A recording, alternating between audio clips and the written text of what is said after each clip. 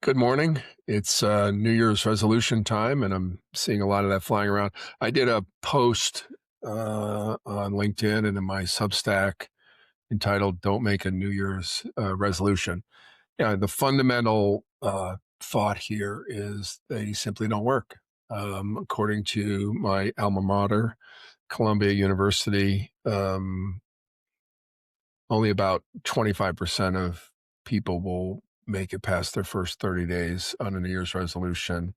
The truth is, it's like 10%. They literally don't work. And the real issue is not willpower, it's time and kind of how you manage this. It's about, January 1st is just some arbitrary date. It's not anything important. It's not, a milestone. But it does give us a trigger point, and that's great. I think what has never worked for me, and those of you that know me know I've made dozens of resolutions. Mine were always about losing weight. I tell people all the time, it's like I think I've lost 300 pounds in my life and put on 400. Until I got focused on what the real issue was, which was metaphorically not trying to eat the whole elephant. And in my case, not trying to eat the whole plate, nothing worked. It's about micro habits, and it's about thinking long term and about measuring what matters. And what matters, let's use weight because that's what everybody's focused on. One of my clients is Planet Fitness, and they're kind of in the health business, and January is literally their Christmas. A lot of people will sign up for that and say, I'm going to go to the gym 6 times a week and lose 50 pounds. The first half of that is kind of smart. The lose 50 pounds is not. Measuring the activity, like what am I doing? And I call it micro habits. A lot of people call it micro habits. Like, what are the little things we're going to do? I'm going to get out of bed on time every day. I'm getting up at 6:15 every day. I'm going to walk 3 times a week. And slowly building those habits is what really helps achieve a goal. The first thing you have to do is define the time frame. What needs to change next year, over the next 3 years? When I started my real transformation, what I call Run 3.0, I didn't really have a time frame in place. I knew it was more than a year. And when I think about the transformation that I'm continuing to go through and continuing to focus on, it really hasn't ended. I've been kind of, quote unquote, working on myself for 3.5 years or so. Certainly have gotten more healthy. My wife is a huge inspiration there. But the big thing is, it's not a week, it's not like, hey, it's New Year's. It's set a long-term goal to be more healthy or to be more thoughtful or whatever that goal may be.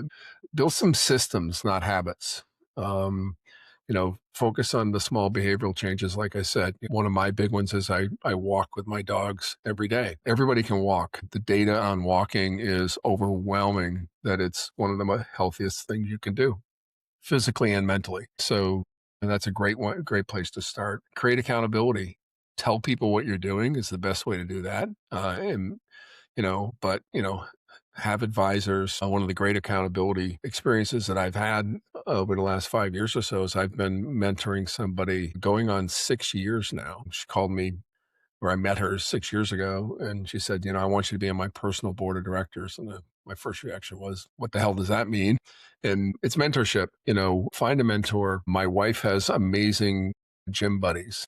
She's in the gym every Monday through Friday at 6 a.m. She has a group of people that are there that are holding her accountable, and she's holding them accountable. And they become great friends and a great support network. But look for that network. Measure what matters. Like, it's not about 20 pounds. It's about being more healthy and the mechanisms that you're going to put in place to do that. I use a thing called Whoop. My daughter's boyfriend is an athlete, and he introduced me to the idea of digitally measuring what you do. And Whoop has like this coach built in. And those of you who know me know I'm not real good at being told what to do. So having a personal trainer doesn't really work for me, but having a little digital assistant that says, hey, you had committed to, doing stretching 5 times a week. You've only done it twice this week. What's going on? Like, hard to argue with an app, but it gives you nice reminders of those simple things. Think in quarters, don't think in months, then think in years. Like, what am I going to achieve this quarter? I mean, I know when, again, I've lost those 300 pounds over those years. 1 week I'd lose a pound and a half. The next week I'd put on a pound and get all depressed. Well, over a 4-week period, I might have lost 2 pounds, which is pretty amazing. That's 24 pounds in a year. Think in terms of longer cycles. And most of change. There's all this data on change, but 13 weeks seems to be the number that kind of sticks with me. If I do something for a quarter, kind of starts to become a habit. If I do something for a year, it's a habit. I now walk about 10,000 steps a day. It's a habit. It doesn't feel like a chore. When I first started to walk, 5,000 steps was a lot. I remember doing a little walking years ago with this guy that I worked with. He was walking a lot, and I said to him, he said, "What are you doing? You walking?" And I'm like, "Yeah, I'm trying to do 5,000 steps a day." And he goes, "I'm doing 15. I couldn't even imagine 15,000 steps a day. I frequently have days where I do 15 or 20,000 steps. Just kind of keeping track of those things are important, but they build over quarters. They don't build. It's not something you get up in the morning and go, "Hey, today I'm going to walk 10,000 steps." You're going to kind of build to it. The bottom line is, if you want to make a resolution, I'm not here to discourage you. I'm here to say it's not about starting strong. It's about building something that's going to last. It's about owning your future, and it doesn't start and stop with a calendar year. And I would say also, if you fail, like if you start and 3 weeks in, it's not working, start over. Failure is a learning opportunity, and it's a way for you to go, okay, I'm going to reset. And don't, I think the biggest thing is time, and right behind that is don't set goals that don't make any sense over that time period. So you can find the full text of my article on my Substack. It's Ron Boire at Substack, and on LinkedIn, I'm Ron Boire on LinkedIn. Most of you know that, of course. I also did add to that newsletter, the weekly reading recommendation was A Beginner's Guide to Stoicism.